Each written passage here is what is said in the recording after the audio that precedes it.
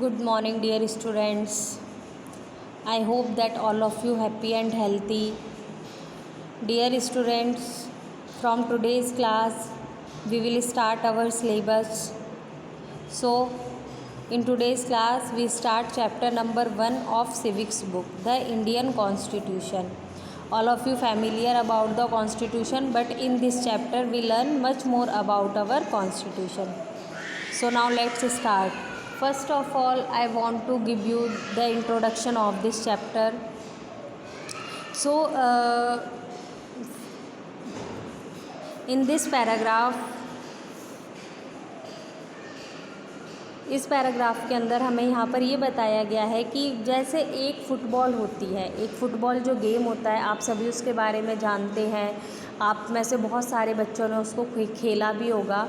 तो जिस तरीके से एक फ़ुटबॉल के कुछ रूल्स होते हैं, लाइक कि आप जो फ़ुटबॉल है वो केवल आप पैरों से ही खेलिए, अगर किसी के भी आर्म से, किसी भी प्लेयर के आर्म से वो फ़ुटबॉल टच हुई तो क्या होगा, वो एक फाउल माना जाएगा instead of goal keeper. Okay, तो अगर गोलकीपर अगर बॉल को टच करता है तो वो फाउल नहीं है, बट अगर गोलकीपर के अलावा कोई भी प्लेयर उस बॉल को आर्म्स से टच करेगा तो क्या होगा, वो एक फाउल माना जाएगा। तो ये जो रूल्स हैं किसी भी गेम के, वो क्या हैं, उस गेम के कॉन्स्टिट्यूटिव रूल्स हैं। और सेम इसी तरह अदर गेम्स के भी रूल्स होते हैं, और उनको कोई भी अगर उसमें थोड़ा सा भी चेंज आता है तो जो पूरा गेम होता है वो चेंज हो जाता है। और इन्हीं रूल्स की वजह से आप एक गेम को दूसरे गेम से अलग कर सकते हो, उसको डिफ़ाइन कर सकते हो, उनके बीच में डिफ्रेंशिएट कर सकते हो। तो सेम इसी तरह जो सोसाइटीज़ होती हैं उनके भी कुछ कॉन्स्टिट्यूटिव रूल्स होते हैं जो किसी भी सोसाइटी को एक अदर सोसाइटी से अलग बनाती हैं।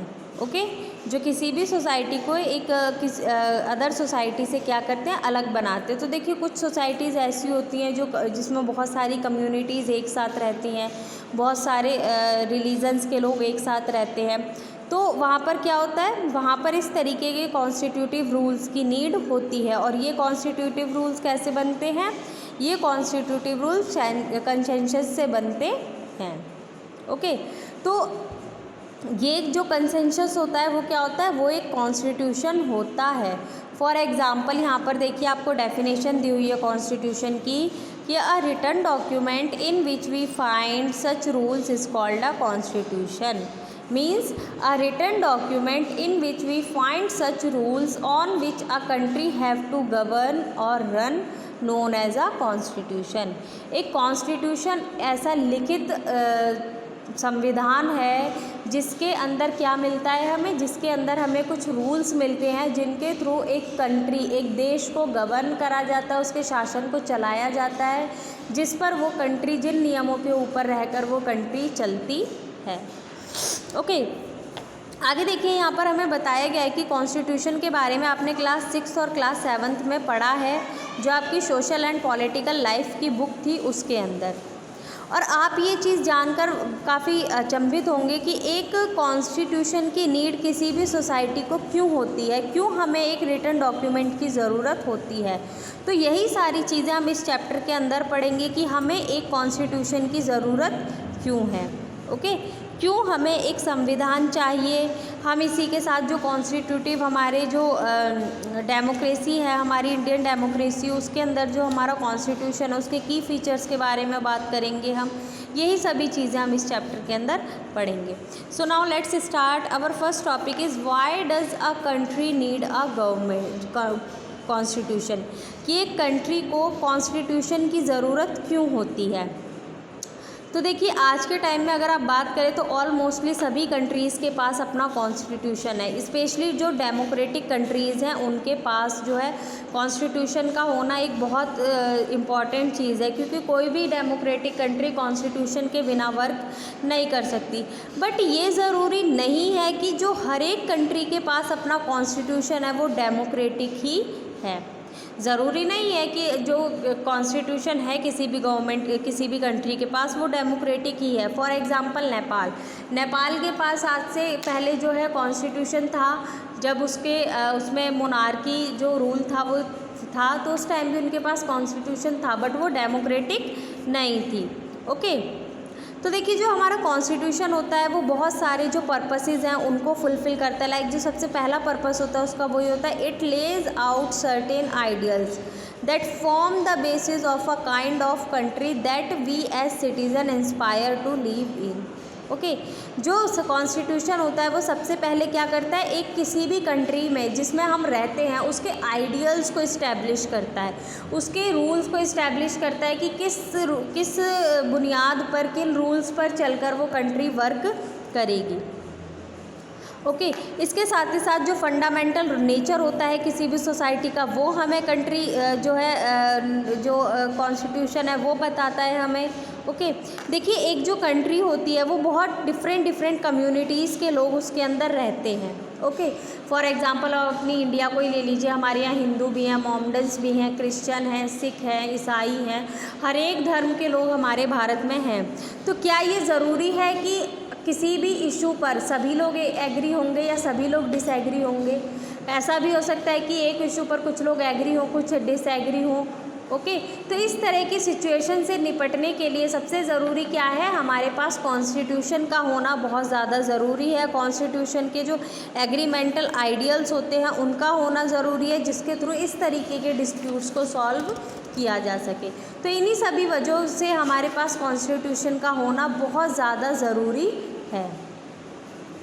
ओके, आगे देखिए अगर हम बात करें तो यहाँ पर देखिए एक कॉन्स्टिट्यूशन के बारे में, नेपाल के बारे में आपको बताया हुआ है कि किस तरीके से जो let us try and understand that what we mean by this through to constructing situation in which recent history of Nepal country that borders India on the north. Okay, देखिए यहाँ पर 2 सिचुएशंस बताई गई हैं कि किस तरीके से एक कॉन्स्टिट्यूशन का होना बहुत ज़्यादा ज़रूरी है। तो देखिए यहाँ पर सबसे पहले तो नेपाल के बारे में बताया गया है, जो हमारे इंडिया के नॉर्थ में है, नॉर्थ को बॉर्डर करता है वो हमारे इंडिया को, जहाँ पर पहले मोनार्की था। क्या था?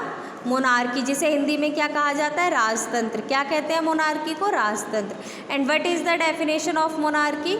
द सिस्टम ऑफ गवर्नमेंट और रूल बाय अ किंग और क्वीन। यानी कि जो मोनार्की होता है वो एक ऐसा सिस्टम होता है जिसमें जो है जो गवर्नमेंट है वो किसी राजा या रानी के थ्रू चलाई जाती है। तो सेम इसी तरीके का जो शासन है वो नेपाल में भी था, बट यहाँ के जो लोग थे वो इस शासन से खुश नहीं थे और उन्होंने क्या करा, उन्होंने एक बहुत बड़ा मूवमेंट करा जिसके थ्रू उन्हें सक्सेस मिली 2006 में। कब सक्सेस मिली उन्हें? 2006 में। और 2006 में क्या हुआ?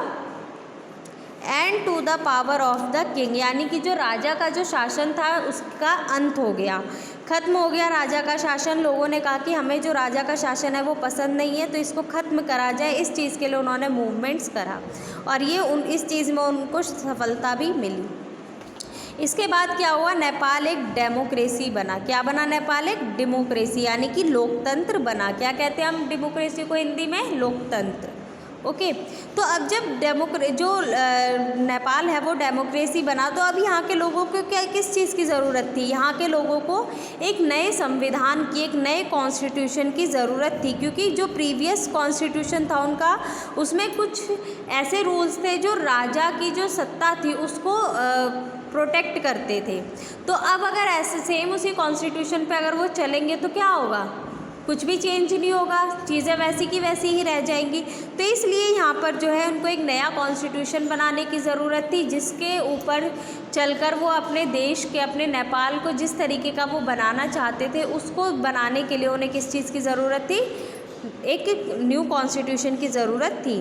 फॉर एग्ज़ाम्पल जो है कि अगर जो है आप अगर फुटबॉल में थोड़ा सा भी चेंज करते हैं, मान लीजिए अभी फुटबॉल है और उसको फुटबॉल क्यों है वो? क्योंकि उसको पैरों से खेला जाता है, बट अगर ऐसा बोल दिया जाए कि आप इसको आर्म से पिक कीजिए और एक दूसरे को आर्म्स के थ्रू पास कीजिए, क्या हुआ?